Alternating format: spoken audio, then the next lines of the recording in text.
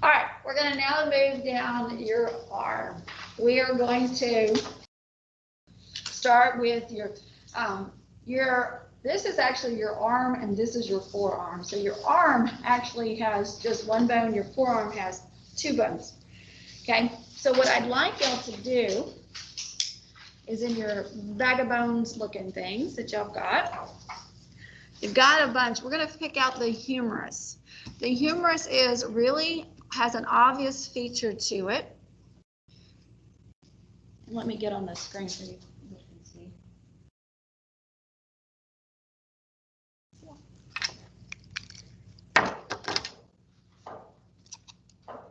I can't get it to like focus. It's like, oh, there we go. Okay. On one of the bone, it's got a ball. So a lot of them have balls on it. So like, I'm going to remember the one with the ball is the humerus. Well, no, so does most of the ball have that feature there. So can't learn that. So on the other end of the epiphyses of this long bone, there is this thing that looks like a thread, spool of thread. Do you know what I'm talking about? A spool of thread. Do you see how it looks? So on that end there, that is how you can tell that you've got the humerus. No other bone has that. No other bone has this little round thing here on it. So the humerus has got an indention here, it's got an indention there, and it looks like a spool of thread. So let me look at the humerus. There's the humerus bone, that top sitting in your bone. And so what I was showing them is this down here, you guys. There we go. So can y'all see that? You guys online, that's the dead giveaway of all those dang bones. If I see that, we know that that's the humerus. This is making up, your elbow actually connects into there. And so that's why it's got that. So none of the other bones have that. You can look at all 10 other bones, none of them have that. Okay, so this is your arm. And so we're going to label the parts of the arm and then we'll look at it.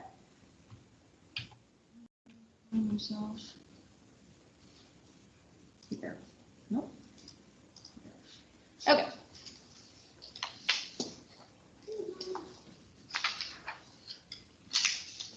On the pages, just make sure I get everything on. So we have the humerus.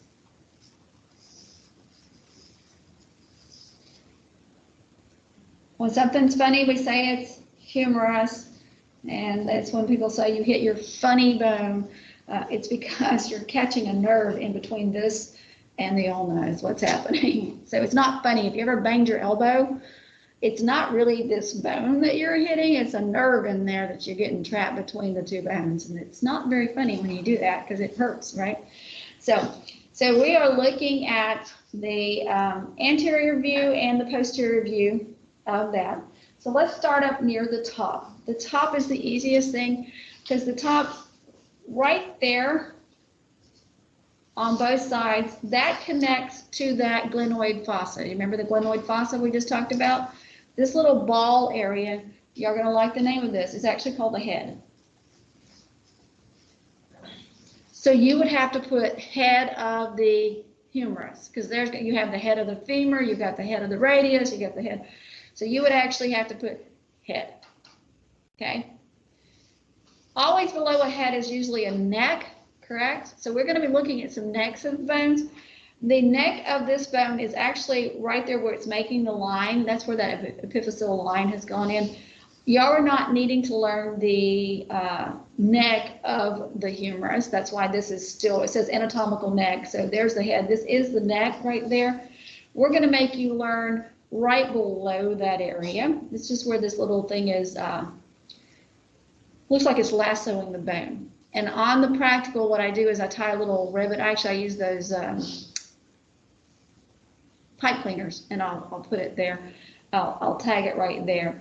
This is actually called the surgical neck of the humerus.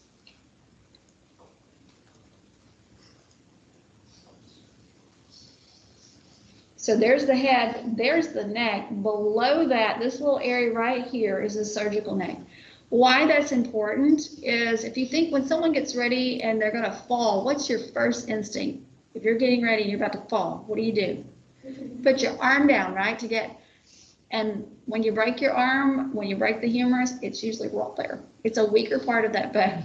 So that's why we're having you. So a lot of the injuries to the humerus is right there. That's where that most common break in that bone is, from falls, from people trying to grab themselves. Okay. It's an impact fall, fracture. Those of you from lecture, impact, where the two things push together. That's what happens. They get impacted and it will snap right there. That's why we want you to know that. All right, so across from the head, there's this larger bump. There's actually a smaller bump, and you can see the name, it's lesser tubercle, but we're not making you learn the lesser one. We're making you learn the larger bump across from the head, and that is your greater tubercle of the humerus.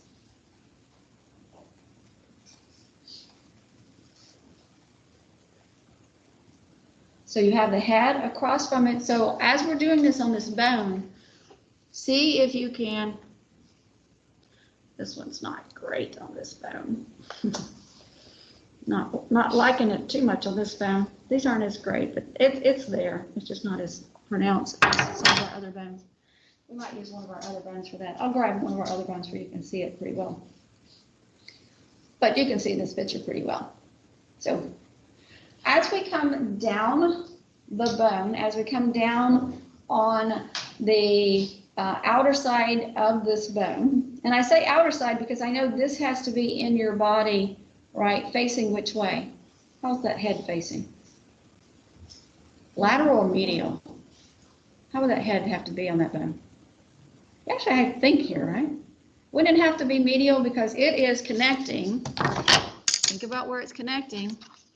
This guy's facing out, lateral. This thing has to connect. So the head is connecting there. So it's got to be facing medial. That's going to be important too. So head is always facing the medial because it's, you don't want the head, it's not connecting outside your body, it's connecting inside your body, medial to your body. So head is always medial on here. That's going to be important as we travel down. So on the lateral side, there's this rough area on this bone. It's here, and I found a real bone over there. I started bringing it, I thought, I'm probably done. It's really pronounced on that real bone. So this is a rough area. It's not called rough area, but I'm just going to make a notation, this rough area here.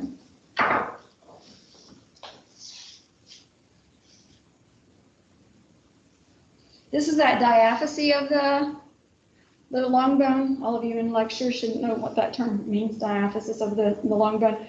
On that diaphysis, there is this rough area. And so what this is called it's called the deltoid tuberosity. Tuberosity is a rough area on a bone.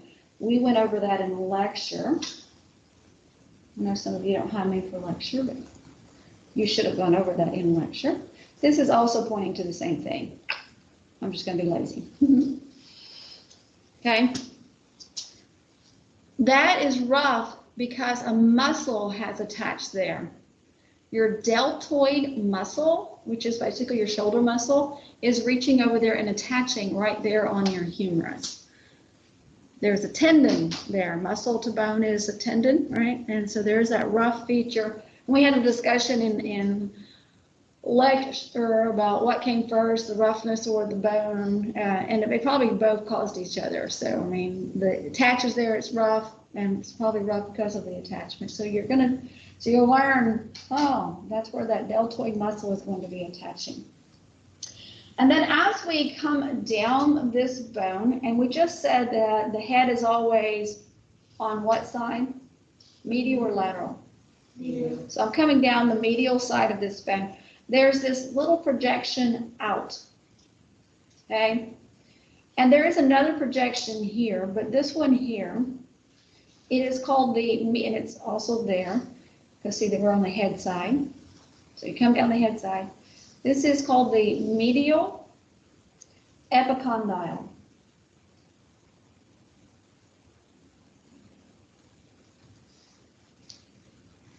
It's called epicondyle instead of a condyle because condyles are when two bones are sitting, and I could show you in this arm. That another bone is not sitting there.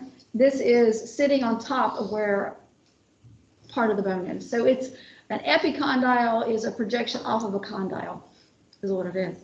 And you guys in here, I can actually show you. You should be able to see it pretty well on this bone. So if this little pointy thing right here on the head side are the medial epicondyle, there's one on the other side of the bone as well.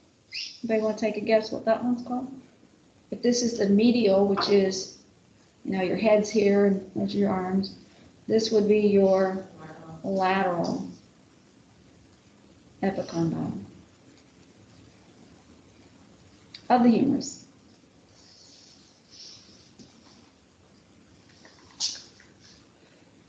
So on both sides. Are we okay?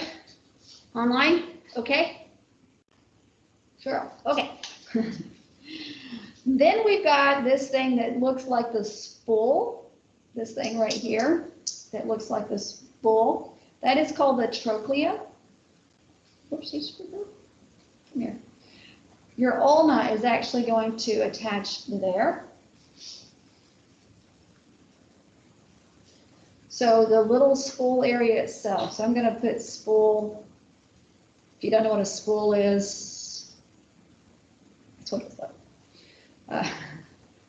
I can show you a picture of it. Okay. It's not called spool. That's not the correct. So it's called the trochlea. And then on the front side, there is this little indention. I'd like you guys that are in here to actually find that trochlea on that thing. This is important. Find the trochlea. That's this part here. And then go right above it and put your fingers like there. And one side feels like it's going in a lot, and one side feels like it's just barely going in. Do you feel it? Like one's like a bigger valley and one's like a small valley. Do you feel it with your fingers? Okay.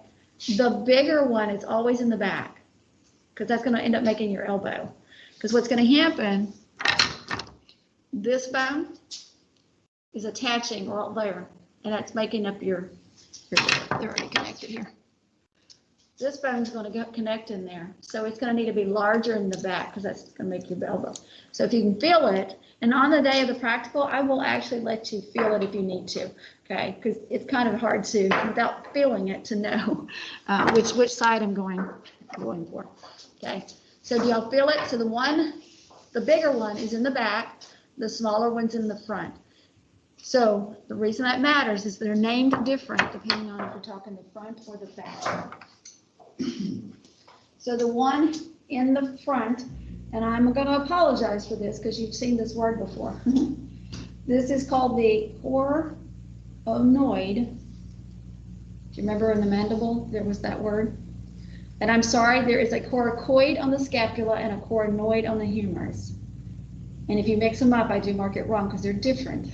Coronoid, coracoid. The coid is on the scapula. Coronoid, and this is an indention. This is a fossa. And I'm just going to write myself a note that this is the smaller one. Smaller indention here. And I'm kind of out of room. I'm supposed to be writing it right there, but I don't have much room. So I'm going to write it over here. Y'all can write it in there if you want. So this larger one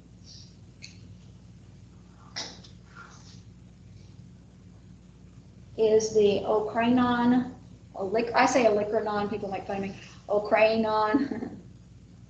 Ocranon. It actually does have an E. I misspelled olfactory on that. I fixed that on the quiz. This one actually does have an E. Fossa. I say olecranon, but that's the way I was taught. Ocranon, olecranon. This is that bigger indention. Bigger.